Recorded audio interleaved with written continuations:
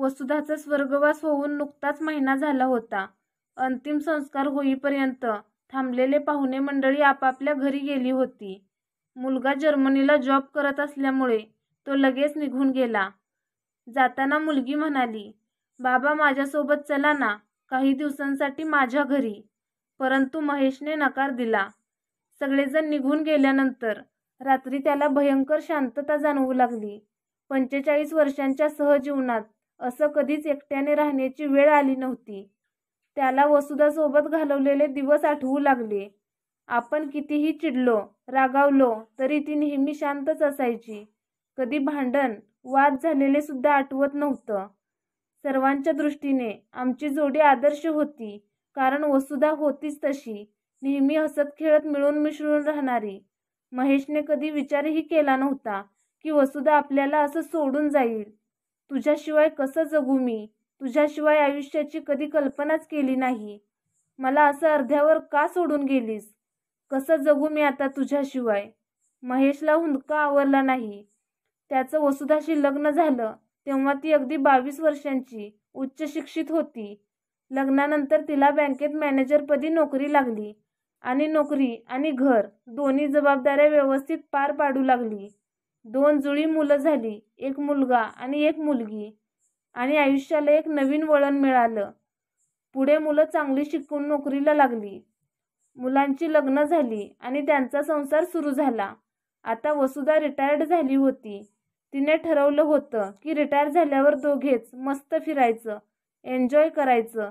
नोकरीमुळे दोघांना बाहेर कुठे फिरायला जाता आलं नव्हतं आणि अचानक निघून गेली.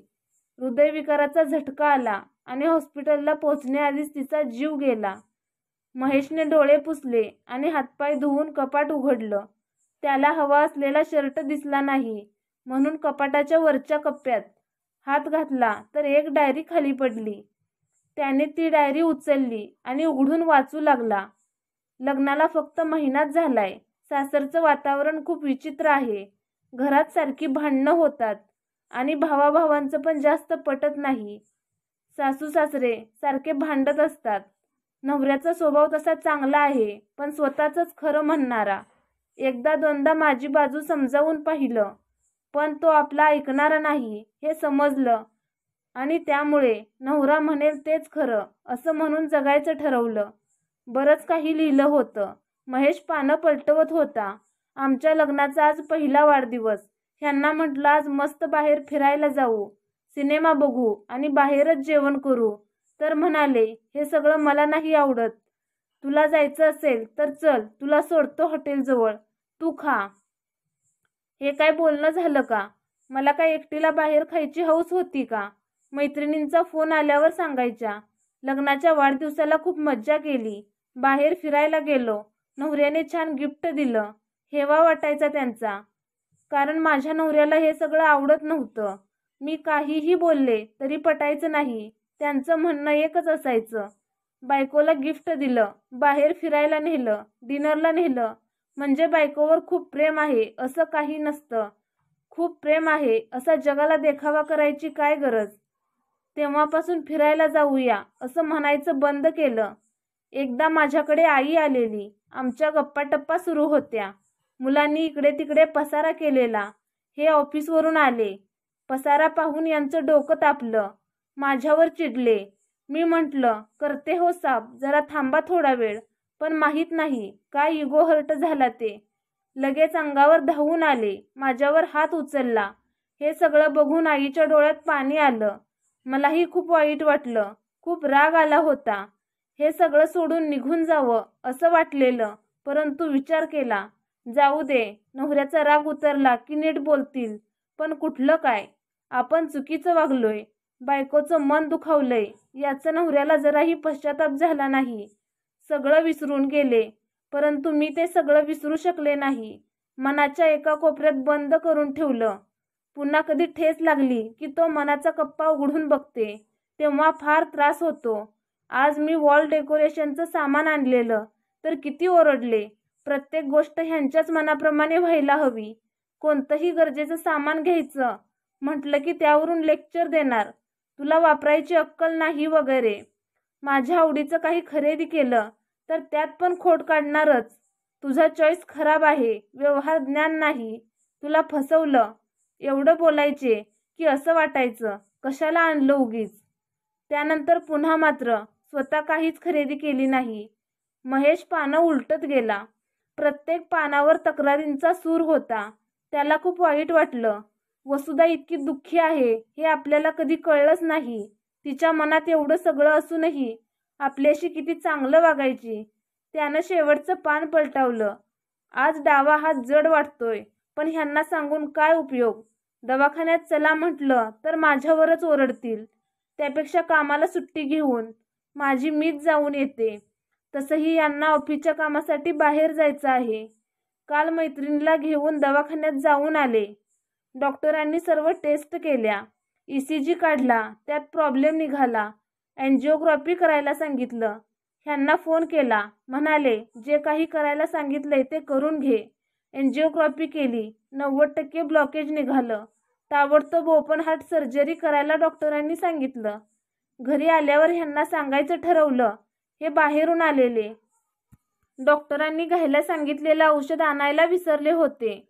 खूप थकवा जाणवू लागला. ह्यांना म्हटलं औषध आणून देता का. आत्ताच आलीस ना बाहेरून, आणायचं होतंच ना तुझं तू. आधीच कंटाळून आलोय. खूप चिडचिड आणि बडबड केली. राहू दे, मी आणते उद्या. मग काय सांगितलं डॉक्टरांनी. काही नाही, सगळं ठीक आहे. मी यांना सांगितलं नाही, कारण साधं औषध आणा म्हटल्यावर अख्खं घर डोक्यावर घेतलं आणि ऑपरेशन करावं लागेल असं सांगितल्यावर काय करून घेतील. तसंही आता जगून तरी काय करणार. मुलं सेटल आहेत, त्यांचं आयुष्य सुरळीत पार पडेल. ह्यांची रोजची लहान सहान गोष्टीवरून कटकट ऐकून आता मी थकले. हार्ट प्रॉब्लेम आहे म्हणजे हार्ट अटॅकने मरेन. मरताना जास्त त्रासही नाही होणार, शांतपणे निघून जाईन. आता औषधही घेत नाही आणि पुन्हा दवाखान्यालाही जाणार नाही. डायरीचं शेवटचं पान वाचून महेशने डायरी बंद केली. 1000 कट्यारी काळजात घुसाव्यात आणि संपूर्ण अंतकरण रक्तबंबाळ व्हावं अशी अवस्था झाली. वसुधाचा मृत्यू हा हार्ट अटॅक नसून आत्महत्या आहे आणि त्याला मी कारणीभूत आहे. माझं वागणं पटत नव्हतं तर तेव्हाच विरोध करायचाच ना. तुझ्या मनात एवढं दुःख होतं हे कधी कळलंच नाही. मला वाटायचं आपण एकरूप आहोत, परंतु हे खोटं होतं. तू फक्त शरीराने माझ्यासोबत होतीस आणि तुझं मन, ते तर कधी माझं झालंच नाही. वसुधा, तू अशी का वागलीस. कोणत्या गुन्ह्याची शिक्षा दिलीस मला. मी तुला कधी समजूच शकलो नाही आणि तू मला कधी समजूनच घेतलं नाहीस. आपण दोघे वेगळे आहोत असा विचार कधी केला नाही. मला वाटायचं की माझा निर्णय तुला सांगतोय आणि तो तुला पटतोय, परंतु मी माझा निर्णय तुझ्यावर लादतोय असं कधी वाटलंच नाही. तुझं मन मी कधी वाचू शकलो नाही. पण वसुधा, एकदा बोलायचं होतंच ग, एकदा व्यक्त व्हायचं होतंच.